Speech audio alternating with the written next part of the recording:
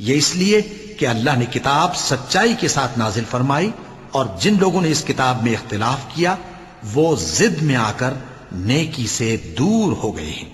نیکی یہی نہیں کہ تم مشرق و مغرب کو قبلہ سمجھ کر ان کی طرف منہ کر لو، بلکہ نیکی یہ ہے کہ لوگ اللہ پر اور روز آخر پر اور فرشتوں پر اور اللہ کی کتاب پر اور پیغمبروں پر ایمان لائیں، اور مال باوجود عزیز رکھنے کے رشتہ داروں اور یتیموں اور محتاجوں اور مسافروں اور مانگنے والوں کو دیں، اور گردنوں کے چھڑانے میں خرچ کریں، اور نماز پڑھیں اور زکوٰۃ دیں، اور جب عہد کر لیں تو اس کو پورا کریں، اور سختی اور تکلیف میں اور جنگ کے وقت ثابت قدم رہیں۔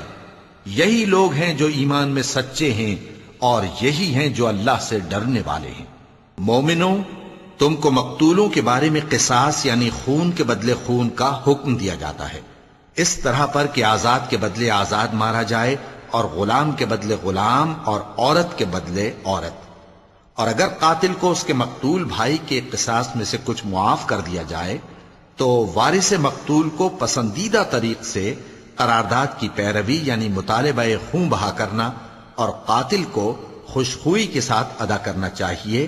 یہ تمہارے پروردگار کی طرف سے تمہارے لیے آسانی اور مہربانی ہے۔ اب جو اس کے بعد زیادتی کرے اس کے لیے دکھ کا عذاب ہے۔ اور اے اہل عقل، حکم قصاص میں تمہاری زندگانی ہے کہ تم قتل و خونریزی سے بچو۔ تم پر فرض کیا جاتا ہے کہ جب تم میں سے کسی کو موت کا وقت آ جائے تو اگر وہ کچھ مال چھوڑ جانے والا ہو تو ماں باپ اور رشتہ داروں کے لیے دستور کے مطابق وصیت کر جائے۔